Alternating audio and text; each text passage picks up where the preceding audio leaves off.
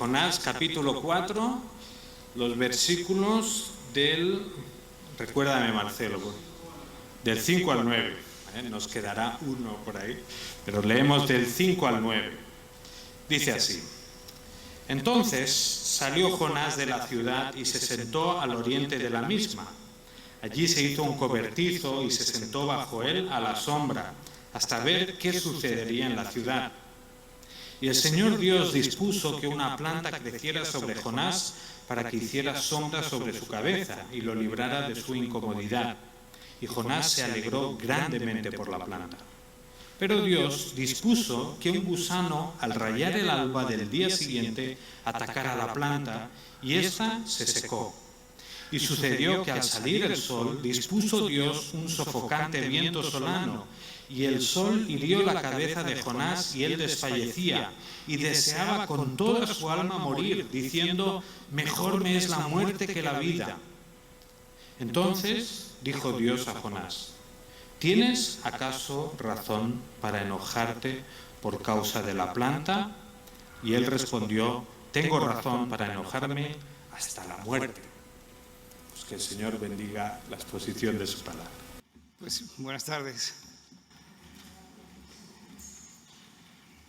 Creo que Jonás, el Señor nos está haciendo considerarlo porque es una persona, un héroe de la fe súper importante. Eva nos contaba cuando le tocó compartir a ella hace unos días que es uno de los personajes que más antipatía genera. Quizás por el carácter, estos arranques que él tiene de ira, por esa ciclotimia que vemos que él tiene, ¿no? De que siendo un siervo de Dios, con todo el conocimiento que eso implica, que Dios hablaba y trataba directamente con su corazón, y sin embargo vemos los arranques que tiene. Y aquí el otro día también Mark nos estuvo compartiendo, ¿no?, sobre estos enojos de este siervo de Dios, que ahora vamos a ir desglosando el texto que compartió Eric, pero lo más impactante es que se trata de un siervo que conoce muy bien al Señor, lo conoce muy bien y sin embargo, a pesar de ese conocimiento, tiene estas reacciones. Y bueno, aquí el gran protagonista de este libro, tan cortito pero tan potente, que en solo 4 capítulos nos deja muchísimo, es el Señor. El Rey soberano del que hemos cantado, a quien le hemos cantado, surge, ¿no?, en este libro que escribió el mismo Jonás. Y entonces Jonás nos ha dejado este testimonio de cómo el Creador, de cómo nuestro Señor ha trabajado en su vida. Y como han repetido varios de los compañeros que han estado exponiendo, ¿no?, Jonás viene a ser de nuevo un ejemplo de nosotros mismos.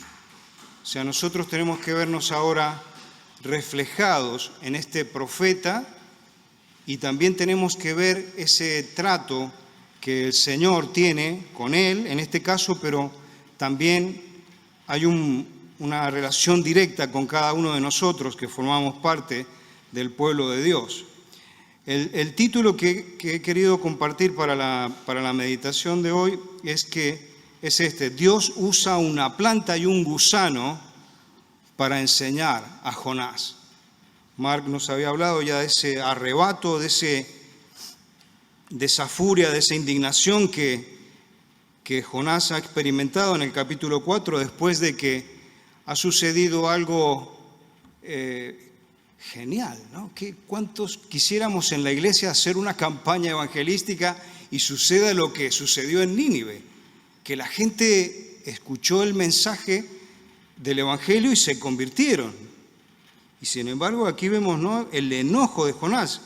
Escriben al arrancar el capítulo 4: de este libro. Entonces Dios sigue tratando con su corazón, con el corazón de Jonás, y usa, así como en los capítulos anteriores, vemos que el Señor es soberano, como le cantábamos, sobre la naturaleza, que en su momento usó esa gran tormenta para evitar que Él se escapara de su voluntad, de sus planes, y lo retiene. Después usa ese gran pez que lo va a tener, ¿no?, allí durante 3 días y 3 noches. Ahora Jonás dice que el Señor usó una planta que es como una enredadera que nos describe, y un gusano. El Señor soberano, ¿no?, de toda la creación, de la naturaleza. El punto 1 que quiero que comentemos es la expectativa de que Jonás cree que se van a cumplir sus planes y que Dios no va a cumplir su plan. En el verso 5. Después veremos de 6 a 8 cómo el Señor preparó esta calabacera, esta enredadera y el gusano y un viento solano, dice la versión de la Reina Valera, para tratar con Jonás, para enseñarle. Y en el punto 3 vamos a terminar meditando cómo el Señor trabaja allí en lo profundo del corazón de Jonás, lo interroga y trata de hacerlo reflexionar, de que entre en sus cabales y que se alinee con el Creador. Y entonces hemos leído, ¿no? Eric ha leído que Jonás salió de la ciudad para ver qué sucedería. Y evidentemente parece que Jonás esperaba que el arrepentimiento que se había producido en los ninivitas se fuera algo muy corto. Él pensaba que no podía ser. Todavía él guardaba en su corazón la esperanza de que estos ninivitas estuvieran allí listos para regresar atrás en sus pasos y su arrepentimiento no siguiera adelante. Por eso es que dicen los comentaristas que es como que él sale, se escapa y se pone en un lugar como para mirar, ¿no?, a ver qué va a pasar con los ninivitas y también quizás expectante de que el Señor se arrepentiría y mandaría fuego y azufre sobre Nínive para terminar de exterminarlos, porque él en su corazón había enjuiciado a este pueblo. Él no estaba de acuerdo con el Señor en que tenían que ser perdonados. Y notamos que el conocimiento que él tiene de Yahvé es súper claro, porque incluso cuando él cita el texto de Éxodo, es tal cual, no es patente que él tiene en su mente lo que el Señor habló con Moisés el día que se manifestó su gloria.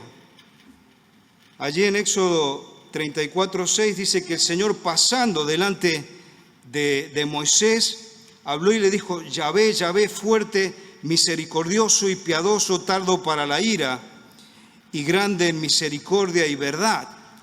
Es una definición del mismo Señor que está diciendo y proclamando quién es Él, cómo es su carácter, cómo es su personalidad, y eso está claro en la mente de Jonás. Y sin embargo notamos ese rechazo directo hacia la persona del Señor. Y es impresionante, el Señor se ve rechazado por su siervo.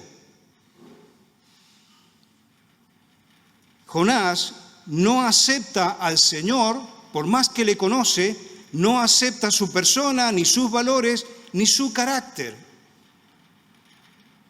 Él no está de acuerdo con que el Señor proceda de la forma que está diciendo y perdone a los ninivitas. Está bien que hay varios motivos a la base de esa postura de Jonás, y bueno, podríamos decir, ¿no?, que en cierto sentido es razonable lo que él plantea, de que este imperio tan potente se había formado en base a un terrorismo psicológico, a toda una violencia extrema que ellos aplicaban al ir conquistando a todos los pueblos de los alrededores.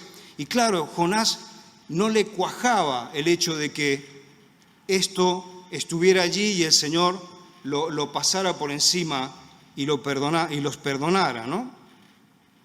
Pero el Señor Jesucristo, Yahvé, había declarado que si los pecadores se arrepienten sinceramente, Él los perdonaría, por más que Jonás no estuviera de acuerdo con el Señor. Y ahora, como iremos a ver también en las aplicaciones del texto, creo que como pueblo del Señor muchas veces nos pasa lo mismo que a Jonás. O sea, yo creo que el libro de Jonás está puesto como un ejemplo de lo que nos pasa a la mayoría de los siervos de Dios. Nos pasa muchas veces que, entendiendo el carácter de nuestro Dios, le ofendemos y le rechazamos, como lo ha hecho Jonás. Rechazamos el carácter del Señor, rechazamos la manera que Él tiene de ser, porque claro, nosotros tenemos nuestra propia opinión. Y eso, sumado al efecto que hay, ¿no?, de la gran depravación que entró por el pecado en Génesis, los primeros capítulos, estamos tocados. Muchas veces somos iguales que Jonás, y creo que esta noche tenemos que pensar, cuando nos sucede, ¿no?, de quedar en la misma postura de Jonás, ¿cómo vamos a hacer para arrepentirnos lo antes posible? Los versos 6 y 8 nos llevan al segundo punto entonces de nuestra meditación, cómo el Señor trabaja con mucha paciencia. Es impresionante ver la paciencia de Dios con su pueblo, aquí con Jonás y con nosotros. El Señor prepara esa enredadera, el viento, el gusano, y entonces aquí vemos que Jonás ha escrito que cuando el Señor hizo crecer esa enredadera, en esa choza que él mismo se había construido ahí a las afueras de la ciudad, se puso muy contento, dice Jonás. Al recibir la sombra en medio de un calor abrasante, seguramente esa sombra le produjo contentamiento. Y bueno, notamos también un poco su egoísmo, ¿no? Porque está en su área de confort, está todavía observando y tratando de ver que todo se vaya a dar según sus propias ideas, según sus propias conclusiones y postura. Y entonces esta enredadera que le daba sombra le aumenta su confort, ¿no? Y notamos el egoísmo, porque es también mezquino, dicen varios comentaristas. Y podemos decir que esa felicidad que demuestra Jonás ahora con esta calabacera es tan egoísta como su mismo enojo. O sea, está todo dentro de la misma línea. Hay un egoísmo en el cual se centra Jonás, su patriotismo, su forma de pensar con esos paraojos, que quiere monopolizar la persona de Dios y no quiere que el Señor perdone a los ninivitas, y eso es todo base de egoísmo que vemos en él. Pero dice que el Señor hirió a Jonás en la cabeza, sigue diciendo el texto, porque la calabacera se secó. El Señor mandó un gusanito, el gusanito fue a la base del tallo, se ve que como esas enredaderas son un poco débiles, el gusano tocó allí a la base de la enredadera y se secó. Y entonces se hacía calor, ahora hizo más calor para Jonás y entonces ya estaba ardiendo, dice el texto en el original, que se refiere a que tenía una calentura muy grande, ¿no? Y esto, sumado al sol que le comienza a golpear, hace que se caliente más todavía Jonás.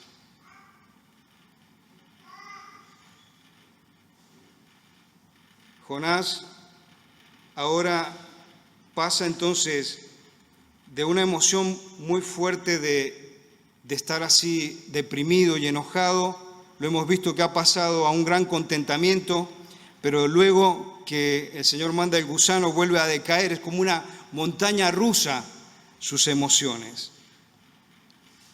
Se alegra, después se vuelve a poner descontento, se entristece.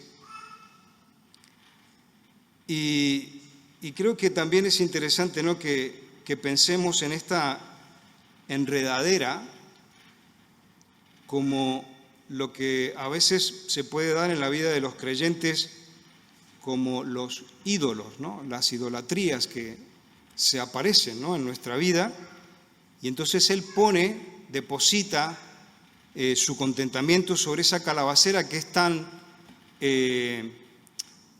vulnerable, como hemos visto, ¿no? O sea, el Señor mandó un gusano y el mismo gusano hace que esa calabacera se seque, y a veces así pasa también en la vida de los creyentes con las idolatrías. Son como esas calabaceras que tenemos y de pronto ese ídolo desaparece de nuestra vida y nosotros pasamos a tener un poco la misma actitud que Jonás. Tenemos que pensar, dice Spurgeon, ¿no?, que tantas veces esas calabaceras pueden aparecer en nuestra vida, pero siempre tenemos que estar preparados porque el Señor las puede quitar de un momento a otro. ¿Por qué? Porque Él está haciendo un trabajo con cada uno de nosotros y ese tipo de plantas que pueden estar en nuestras vidas no son más que falsos ídolos. Vamos a nuestro punto 3, entonces, de la reflexión, en el verso 9, que es esta interrogación que el Señor hace a Jonás. Tú piensas que el Señor trata con Jonás y de la misma forma quiere tratar contigo y conmigo. Jonás está ahí enrocado, ahora se ha puesto muy mal porque la calabacera se ha secado y viene el viento y lo golpea, y entonces ya no está en su área de confort, sino que está muy incómodo, y entonces se pone muy mal de nuevo. Pero el Señor, con tanta paciencia, sigue tratando con su corazón. Y mira esta pregunta que le vuelve a decir el Señor a Jonás. Le dice: ¿tanto te enojas por la calabacera?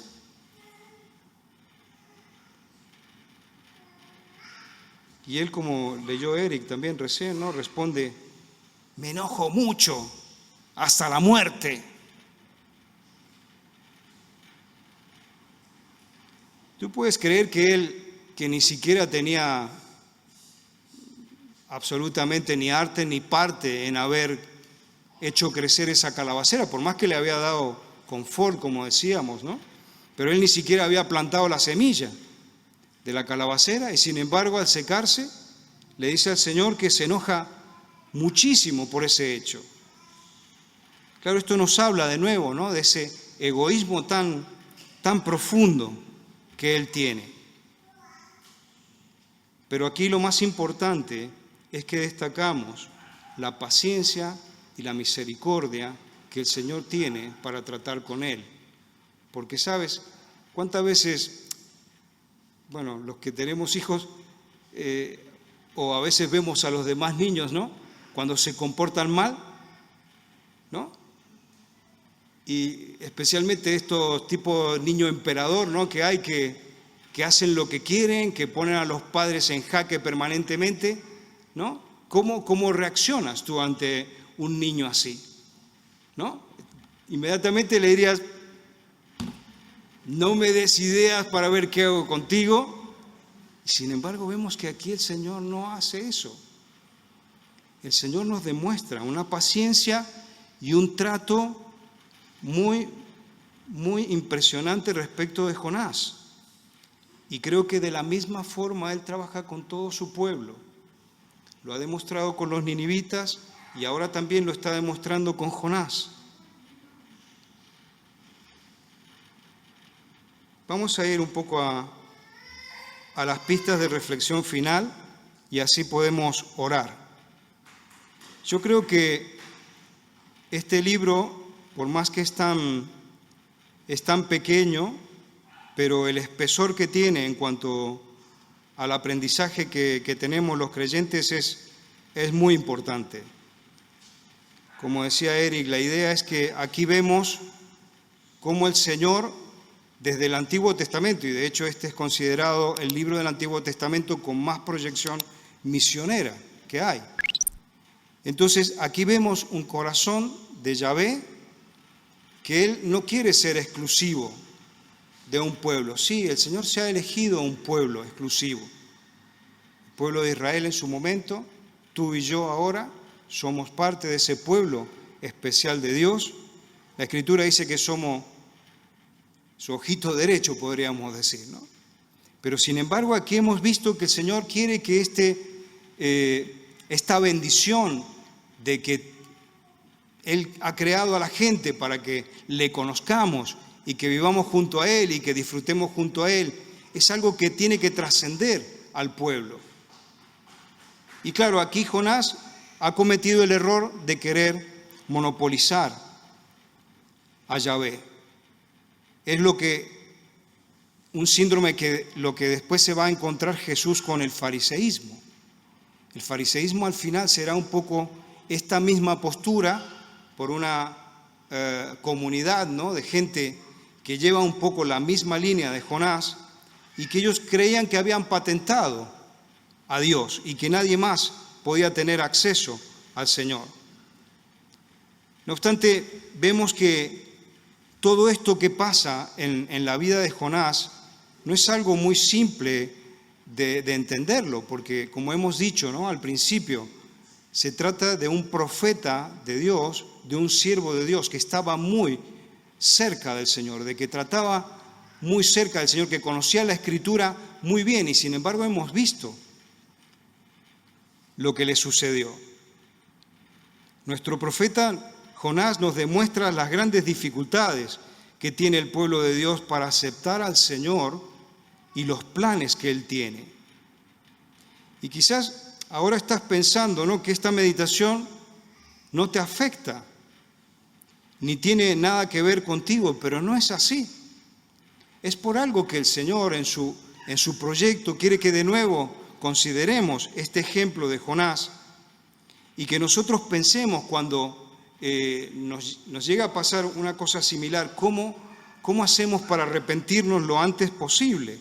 De modo de no deshonrar al Señor, de no alejarnos de su lado y de estar alineados con su reino. Y como estamos viendo, esto no es tan simple, no es algo que sea automático.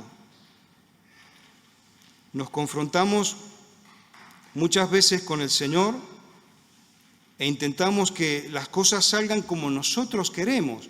Queremos que se haga nuestro designio, nuestra forma de pensar, y no estamos dispuestos a ponernos en discusión con que el Señor tenga una opinión diferente de las cosas. Los teólogos hablan de la voluntad del Señor de dos maneras principales. Una es la voluntad revelada de Dios, que es muy amplia. En efecto, nosotros a fecha de hoy, al tener la Escritura y al tener tantos manuales y estudios de teología, conocemos mucho de esa voluntad revelada del Señor. Sin embargo, también hay otra voluntad que no es revelada. Hay una voluntad que los teólogos le llaman la voluntad secreta del Señor, que ni tú, ni yo, ni los teólogos más importantes que han habido, ni los reformadores pueden comprender. Pero claro, el reto nuestro es tratar de entender lo más posible la voluntad revelada de Dios. ¿Cómo? Absorbiendo cada vez más de la Escritura, leyéndola, meditándola, haciendo que los valores del Señor y la persona del Señor que vamos descubriendo pueda ponernos en discusión y que nosotros podamos ir conociéndole y caminando a su lado. Y bueno, poco a poco, y creo que día a día, dice Sproul, día a día, cada día que pasa, nosotros podemos ir viendo cómo el Señor va revelando esa voluntad secreta en nuestras vidas. Y eso lo tenemos que ir viviendo en el día a día. No es que tampoco nos tengamos que estar allí dando vuelta en la cabeza, ¿no? ¿Qué pasará mañana o qué tengo que hacer esto con lo otro? Eso es un problema en una parte importante de la iglesia cuando están con esta cuestión de la profecía y están tratando de ver qué es lo que pasará y están tratando de ver que el Señor les revele muchas cosas que no son necesarias que sean reveladas porque ya están en la Escritura y nosotros no tenemos competencia para tener que estar metiéndonos en la voluntad secreta del Señor. Quiero entender que Jonás no se quedó permanentemente enojado, como hemos leído en este verso 9, ¿no? Porque son las últimas palabras de Jonás, que le dice al Señor, estoy enojado y estoy enojado hasta la muerte. Quiero entender que no es así, que al final Él nos ha dejado este testimonio y que al final a nosotros nos sirve para ver que inclusive siervos de gran calibre tienen, ¿no?, una lucha tan importante, ¿no?, de renunciar a su propio egoísmo, a la autorrealización y alinearse con la persona del Señor, con la soberanía del Señor.